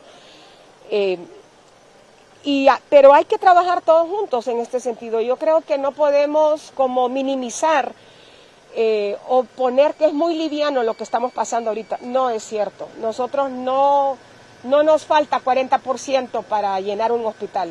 Eso no es verdad. Todos los hospitales están al 100% en este momento. O sea que ya el tórax está lleno, que no es cierto, es mentira de que está a 40% de los hospitales, está lleno el tórax. No, el tórax está lleno. Ahora, si usted le apuesta que va a abrir 90 camas más, entonces sí, ¿verdad? No va a tener el 100, pero ¿tiene usted el personal de enfermería para 90 camas más? Mire, licenciado Raúl, por ejemplo, un día, el sábado, un médico especialista miró 103 pacientes hospitalizados. Eso es inhumano, usted no puede dar esa atención. O que 2 enfermeras miren 24 pacientes graves en un turno y estén cambiándoles pañales. No puede, la gente se agota. Aparte de todo el personal que se nos está contagiando. ¿Y por qué se nos está contagiando? Porque se está tratando de dar atención sin muchas medidas de bioseguridad. Pero estamos aquí. Nosotros no tenemos un montón de bioseguridad, no el equipo, porque eso sí lo tenemos, digámoslo. Pero la unidad de cuidados intensivos, que es de las más contagiosas, no tiene presión negativa y así acepta pacientes. La aerolización de este virus ocurre ahí. Y entonces, pero ninguno de los médicos se retira. Aquí estamos todos al pie, ¿verdad? Los únicos que se han ido son los que están contagiados o sospechosos. Doctora, la felicito por su sinceridad. Eso es bueno para el presidente, que gente como usted que está al frente de esta pandemia digan las cosas y digan lo que se necesita. Es cierto, habló de 119 camas que ya están utilizándose en el tórax y estoy de acuerdo. Si meten 200 camas, ¿dónde van a sacar los médicos? ¿Dónde van a sacar las enfermeras? Y Carlos Aguilar, que trabaja ahí en el tórax, me decía ya días y que está recién saliendo de la infección, que un médico general que está en el día a día, de repente pues sabe más que un especialista porque está ahí luchando contra la batalla, pero 2 enfermeras para 25 personas, o sea, la necesidad de personal capacitado es enorme. La doctora ha sido clara. Sobre esto, hay mucha gente que siente un dolor, que siente síntomas leves, porque hay terror, no temor, ya hay terror de la gente de al sentir un malestar, tengo COVID, tengo que irme para el hospital. ¿Qué es lo que hay que hacer para la gente que siente algún malestar, que se menciona que es síntoma de que tiene la enfermedad, pero de repente es leve o es asintomático? También me gustaría que le diera un mensaje a la población y le agradezco su participación junto a Gisela Cáliz. Doctora, por favor. Gracias. Sí, miren, la gente tiene muchísimo miedo, todos tenemos miedo y eso es normal. Yo creo que parte de tener miedo también le hace ser precavido a uno, ¿verdad? Ahora, lo importante que usted pregunta me parece algo muy, muy vital, porque esos pacientes que tienen síntomas leves son los que no pueden venir al hospital, porque son los que no nos pueden congestionar a nosotros. Esos son los que deben de ir a un centro de salud, a un clipper, son los que deben de ir, digamos, a las brigadas cuando andan allí, para que los médicos y las enfermeras los contengan y puedan hacer un tamizaje de lo que está ocurriendo allí. Porque si no, nosotros nos vamos a llenar en el triaje de este tipo de pacientes que nosotros no le vamos a poder dar respuesta aquí en el hospital, porque no es el perfil. Nosotros tenemos que ver el paciente más grave y esto lo tienen que saber.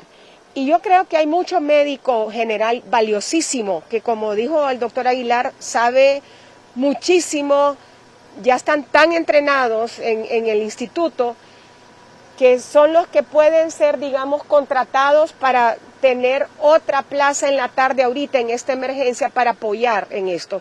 Esto se lo hemos planteado a la ministra también, ¿verdad? Y ella dijo que sí, porque a veces no encontraba personal. Entonces yo creo que esto debería de tomarse en cuenta. La otra cosa que hablábamos tanto con el ingeniero Omar Rivera como con el licenciado Melgar era que nosotros hemos tenido enfermeras que han hecho su servicio social aquí y las hemos entrenado por un año. El problema ha sido en este momento que no han llenado los requisitos universitarios del título, pero tienen la hoja de egreso. Yo creo que aquí podrían intervenir para que este personal fuera contratado, porque ya está entrenada en COVID. Y esto es algo que también va a beneficiarse con todo lo que es el personal de enfermería, porque este personal no tiene miedo, quiere trabajar, pero por este requisito ni siquiera lo incluyen. Entonces yo nuevamente le apuesto a esto, ¿verdad?, para que soluciones a estos problemas. Yo, como ya le dije la vez pasada, yo ya estoy harta de estar oyendo los problemas y las lloradas de todo el mundo y las quejas. Ya es tiempo de que demos soluciones. Yo ya no me voy a poner a enfrentarme a nadie, ni que si este tiene la razón o no. Yo lo que quiero es que la gente nos dé soluciones, porque nosotros estamos perdiendo tiempo valioso del que no tenemos, ni nosotros y mucho menos los pacientes. Gracias a la doctora Suyapá Sosa. Gracias, Gisela. Gracias a ambas. Voy ahora con Kimberly. Está con el doctor César Enrique, el jefe de emergencia de la sala de COVID del Instituto Hondureño de Seguridad Social, para saber cuál es la situación real del seguro. Por favor, Kimberly, adelante con su entrevista. Muy buenos días, licenciado Raúl Valladares. De inmediato le trasladamos la consulta al doctor César Enrique. ¿Cuál es la situación actual en el Instituto Hondureño de Seguridad Social en cuanto a las salas COVID? Bueno, hemos tenido siempre una alza exponencial, como ha sucedido en las últimas 2 semanas. Tenemos actualmente una cantidad de 202 pacientes hospitalizados, de los cuales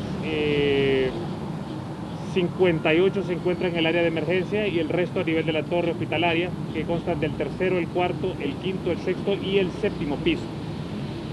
Habilitamos una mayor cantidad de camas el día de ayer, lo cual nos va a dar una capacidad actual de 250 camas. Entonces todavía tenemos espacio para poder hospitalizar esta cantidad de pacientes que está entrando diariamente. Sabemos que en un poco tiempo nos vamos a quedar sin capacidad instalada en el hospital. Tenemos que ver qué vamos a hacer después, porque tenemos que ver si podemos habilitar las periféricas o tomar otra solución para poder darle solución a la cantidad de derechohabientes que están infectados en este momento. ¿De cuánto es la capacidad y cuántos están hospitalizados, doctor? Bueno, está habilitado para 250 camas para COVID. Recuerden que también estamos viendo los pacientes que son no COVID, entonces hemos dividido las dos emergencias. Tenemos una emergencia, la emergencia que hemos conocido como la emergencia de adultos, está totalmente abarrotada por pacientes COVID. Igual el triaje está siendo manejado solamente para pacientes COVID. Y habilitamos el área de endoscopía como una emergencia no COVID para poder separar ambas. Al igual cirugía y ortopedia, tuvimos que sacarla de la emergencia y pasarla a una consulta externa que tenemos en ortopedia. Pero la cantidad de pacientes no COVID en estos momentos es baja. Tenemos 100 pacientes nada más hospitalizados que son no COVID y tenemos 202 que son COVID. Doctor, ¿cuántas personas llegan diariamente con sintomatología relacionada al COVID-19? Y normalmente están llegando a triaje entre 300 a 400 personas diarias. De esas, el 10 al 15% requieren hospitalización porque ya tienen una neumonía. Obviamente se ingresan, se les toma su prueba rápida y se espera el PCR. Siempre igual, el PCR ha sido el talón de Aquiles de toda la nación porque estamos esperando 20 a 30 días en el resultado. Entonces muchos pacientes que vienen mal ya, que vienen con neumonía, se ingresan bajo la sospecha de COVID y así se están egresando y muchos están muriendo bajo la sospecha de COVID porque no logramos tener un diagnóstico claro y rápido. En cuanto a los decesos, doctor, en las últimas horas reportaron varios ustedes. Sí, en la madrugada murieron 3 pacientes, los 3 de la tercera edad, 2 mujeres y un varón, 2 de ellos en la emergencia y el otro a nivel de la torre hospitalaria. Y actualmente ahorita me están informando que murió una 4ª mujer también de la tercera edad en el área de emergencia. ¿Ellos tenían algún tipo de enfermedad de base? Sí, los 4 eran de la tercera edad y sí, 2 de ellos tenían diabetes y los otros 2 tenían hipertensión y diabetes. ¿Ellos trabajaban o se encontraron, se infectaron, creen ustedes, en la casa o cómo fue el... Tengo entendido que una todavía laboraba y los otros 3 eran ya jubilados. Doctor, el llamado también a la ciudadanía hondureña. Usted me decía, no tienen miedo porque ve una afluencia bastante considerable de vehículos que están transitando. Sí, es algo que ustedes los periodistas, al igual que los médicos han estado hablando desde hace 3 meses, 4 meses. Es difícil quedarse en la casa, la gente está acostumbrada a salir a la calle, pero nosotros estamos viendo esta enfermedad cómo ataca especialmente a la gente de la tercera edad, a la gente que tiene obesidad mórbida, que tiene comorbilidades. No salgan, no expongan su vida porque no hay cupo en el hospital para tratarlos. Y el problema es, mucha gente ayer me habló por teléfono, doctor, ¿qué podemos hacer? ¿Dónde lo podemos hospitalizar? O sea, no hay ni en las clínicas privadas lugar para hospitalizar al paciente. Entonces, esto es muy delicado. Tienen que quedarse en su casa y aguantar lo que puedan, que esto pronto va a terminar, pero por ahorita hay que tratar de contener la enfermedad lo más que se pueda. En estado crítico, ¿cuántas personas se encuentran actualmente en el Seguro Social? Bueno, ahorita delicados tenemos 4 pacientes, que existe la posibilidad que mueran en las próximas horas. Y tenemos también pacientes que están muy delicados, que se encuentran en cuidados intensivos, 6. Tenemos 16 en el área de observación 2, que es un área también de cuidados críticos con ventilación mecánica, y otros 6 pacientes en el área de cuidados intensivos. Doctor, en cuanto a los insumos, ustedes cuentan con todos, cada uno, de bioseguridad y el tema de las pruebas también. Sí, mire, con respecto a los medicamentos tenemos todo. Tenemos el tocilizumab, por ejemplo, que es un medicamento relativamente caro, el hospital cuenta con él. Tenemos maíz y catracho, obviamente, y contamos con oxígeno. En algún momento nos sentimos que estábamos bajo en manómetros y flujómetros. Hemos arreglado un poco esto y ahorita estamos pues relativamente estables en la situación. Obviamente no le puedo decir qué puede pasar en 2 o 3 días porque no vamos a ver la afluencia de pacientes y la necesidad de oxígeno que vamos a requerir. Pero en este momento tenemos todo lo necesario. En cuanto a las pruebas, doctor, ustedes están... Las pruebas rápidas las tenemos, se le está haciendo a todos los pacientes que llegan a la emergencia. El grave problema es el PCR. PCR es una prueba que es la que da el diagnóstico certero de la enfermedad. En algún momento el Seguro Social quiso traer todas estas pruebas, las detuvieron en Canadá, Estados Unidos no las dejó traer y estamos a expensas de virología. Y virología se está tardando entre 20 a 30 días en dar el diagnóstico. Entonces mucho paciente que viene grave entra bajo la sospecha con alguna prueba rápida, pero que no es certera, y muchos fallecen y realmente fallecen bajo sospecha, no diagnosticados. ¿Habitarán ustedes más salas, doctor, ante la afluencia de personas que están llegando? Sí, ayer extendimos lo que es el tercero, el cuarto, el quinto y el sexto piso. Y hoy estamos viendo a ver cómo habilitamos también una sala que es una mixta para dar otra mayor capacidad. Día a día tenemos que estar viendo cómo aumentamos la capacidad porque la afluencia de pacientes es mucho mayor a la cantidad de altas que estamos dando. Entonces eso sobrepasa la capacidad del hospital. Estamos en la temporada lluviosa. Hay personas que estarán confundiendo la sintomatología del COVID, doctor, con la del dengue u otras enfermedades. Es posible. Mucha gente viene con una sintomatología de dengue o de un resfriado común y asiste al hospital y está bien, ¿ok? Porque ante la duda mejor que lo revise un médico y que él tome las decisiones. Ahora, ojo, todos los pacientes que estamos hospitalizando aquí no son sospecha de dengue, no son gripes, son neumonías. O sea, son pacientes que se les hace una radiografía, que se les hace una tomografía y que están diagnosticados con neumonías. Son esos pacientes que están ingresando. Los pacientes que solamente tienen una sintomatología respiratoria superior, dolor de cabeza, fiebre, se les da el maíz y se despacha a su casa. Estos pacientes son los que están delicados, que tienen neumonía, son los que están ingresando. ¿Cuál sería el llamado a la población hondureña? Que traten de no salir. Entendemos que hay gente que tiene que salir a trabajar porque es un modo vivendi y lo entendemos y la economía del país es importantísima, pero si no tiene que salir, si no tiene que ir a trabajar, quédese en su casa, no vaya a perder el tiempo afuera porque se puede infectar y nos complica a nosotros en los hospitales. En cuanto al personal médico, doctor, ¿ustedes tienen personas que se han infectado lamentablemente? Sí, solo en 4 o 5 días hemos tenido 66 incapacidades de enfermeras, por ejemplo.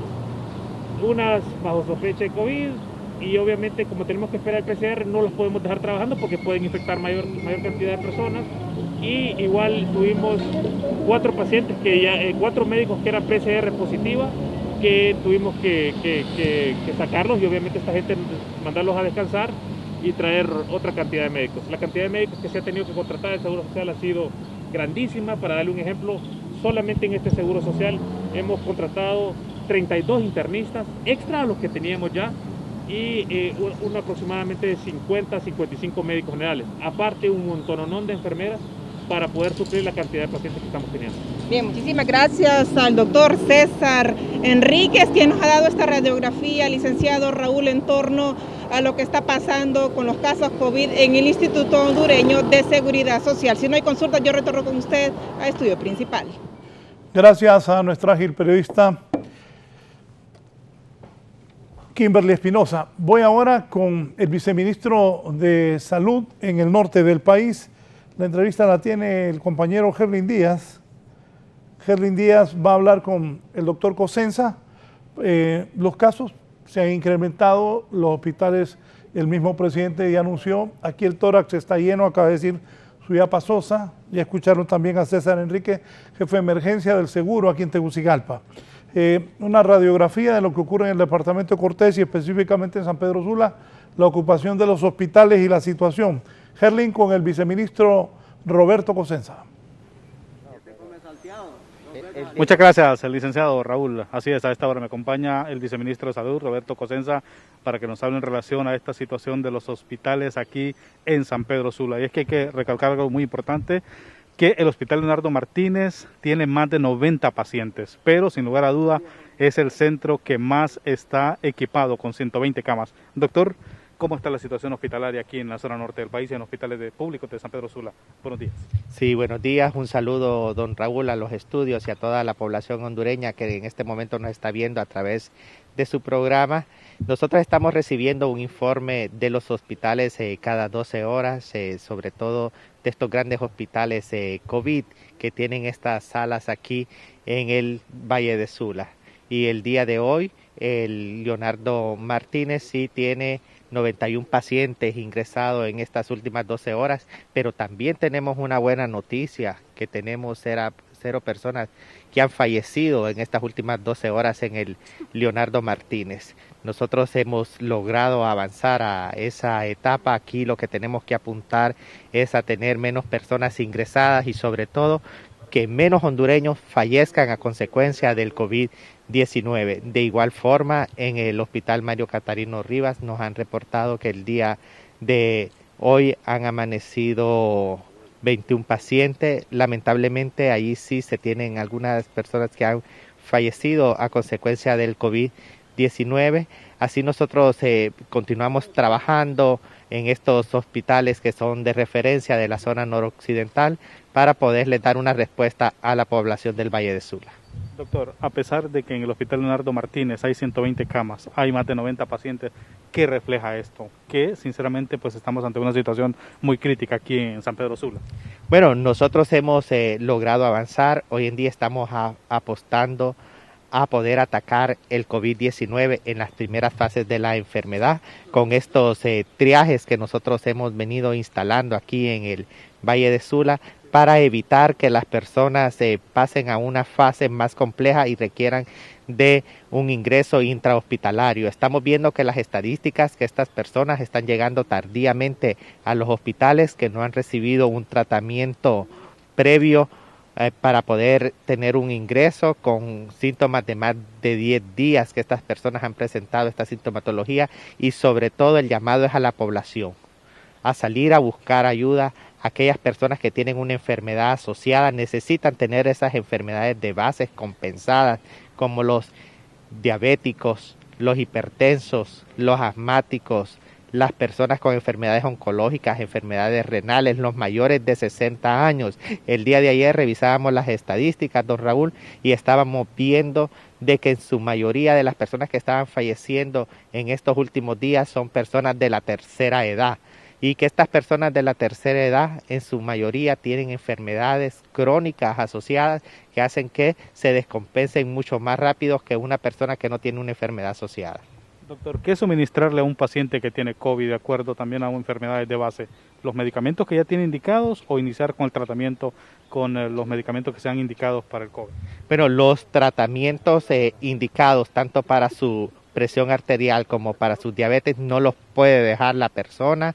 Sin embargo, debemos también en este momento cambiar nuestro estilo de vida, ayudar con las dietas para estas enfermedades que se requiere. Las personas también obesas hemos estado viendo que tienen un problema en el cual en su mayoría que han ingresado en estas unidades de cuidados intensivos se han complicado aún más. Así de que el llamado es a la población a tener controlada su enfermedad de base y a buscar ayudas en las primeras fases de la enfermedad. Muchísimas gracias al doctor Roberto Cosenza, haciéndonos estas observaciones de los hospitales públicos, los principales aquí en San Pedro Sula, el Hospital Mario Catarino Rivas y el Hospital Leonardo Martínez. A esta hora de la mañana pues se está registrando una cierta lluvia aquí en la capital industrial del país. Que esto, pues, que podemos informarle, vamos a ir a una pausa comercial.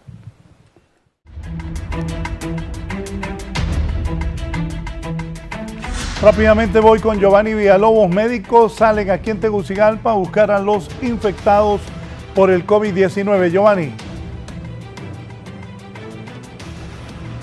Buen día, licenciado Raúl Valladares y televidentes de la entrevista.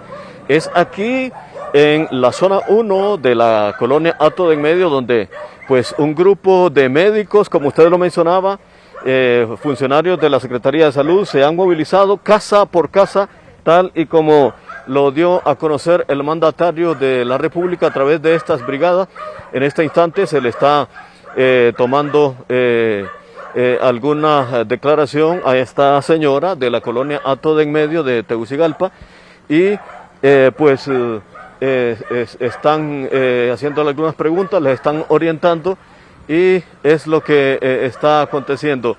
Buen día, Johan, ya empezando con estas brigadas mientras están haciendo las respectivas entrevistas. Sí, no, se está realizando pues lo que usted ve, pues el operativo en búsqueda de gente, verdad, que padece síntomas ya sea respiratorios, sintomatología como presiones. No solo se está atacando a la gente de COVID, se está atacando también otro tipo de enfermedades y se está entregando el tratamiento maíz, verdad, para prevención, verdad. Don Johan Acosta, ustedes de CEDIS, están varias entidades involucradas en esto. Sí, la guía de familia, verdad, estamos, la CEDIS, está Copeco, la Policía Militar y la Policía Nacional, verdad. Bueno, gracias. Vamos a acercarnos por acá, compañero Freddy. Es la orientación que se le está dando a esta señora aquí en la colonia Hato de en Medio. lo que estamos evitando es más contagiados porque el hospital está bien saturado. Entonces, se lo dejo, doña Ma, para que usted se lo tome y así no salga, solo que sea una extrema emergencia. Que le hiciera la encuesta a mi hijo. A él también. Venga, Héctor. ¿Qué se dice? Venga. Bueno, ¿en qué consiste esta bolsa que ha entregado, doctora? Mire, consiste más que todo para hacerle conciencia a las personas que no salgan de sus casas, porque prácticamente el hospital está bien saturado, queremos evitar eso, estamos con, ahorita tenemos bastantes apoyos, toma la foto, tenemos bastantes apoyos, gracias a Dios, entonces el tratamiento consiste en el del maíz, mire, este es el tratamiento que nos han dado a nosotros para que nosotros andemos en casa, para que las personas no salgan, solamente que sea una emergencia. El tratamiento consiste, aquí está, miren. Ahí está el tratamiento del maíz. Ese es el tratamiento del maíz.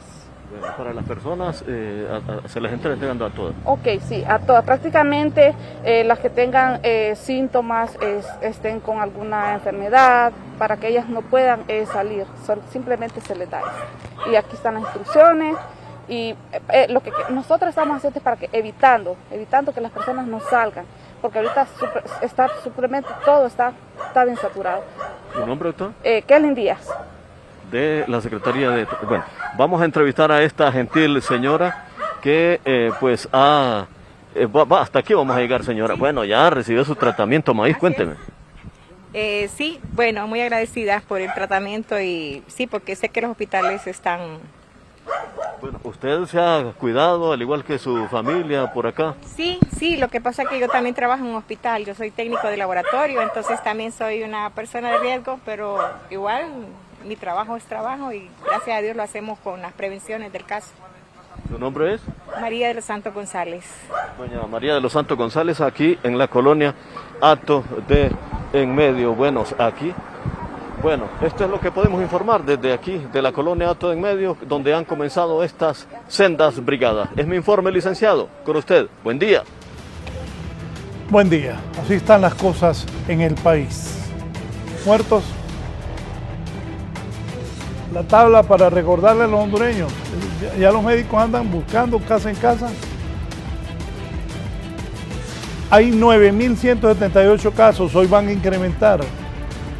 Desgraciadamente también van a incrementar esos 322 muertos en Honduras.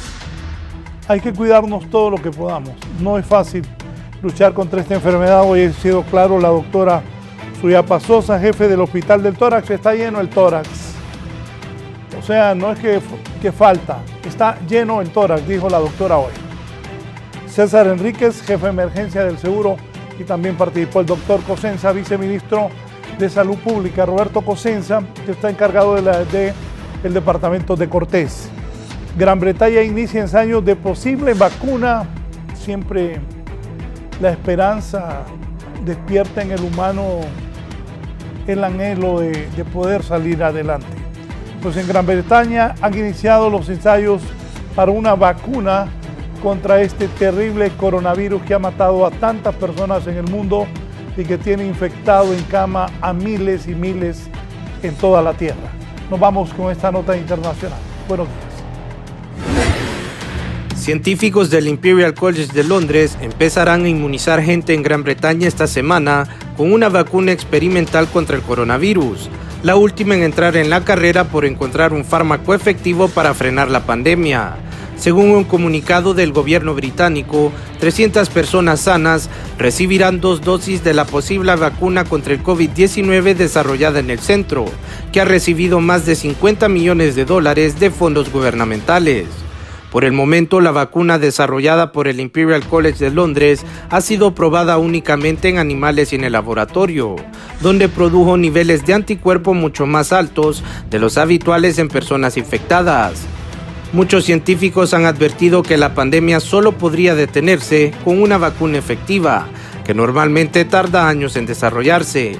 En el largo plazo, una vacuna viable podría ser vital para proteger a los más vulnerables, aliviar las restricciones y ayudar a la gente a que regrese a su vida normal declaró Robin Chatko, quien encabeza la investigación. La vacuna emplea filamentos sintéticos de un código genético basado en el virus. Una vez inyectada en el músculo, las propias células del cuerpo reciben instrucciones para realizar copias de una proteína en el coronavirus. Esto debería desencadenar una respuesta inmune para que el cuerpo pueda combatir cualquier futura infección con COVID-19. Actualmente hay alrededor de una docena de posibles vacunas en las primeras fases de ensayos en miles de personas. No hay garantía de que ninguna de ellas vaya a funcionar, pero hay una esperanza cada vez mayor de que al menos alguna puede estar lista a finales de año. Para 11 Noticias, Raúl Valladares.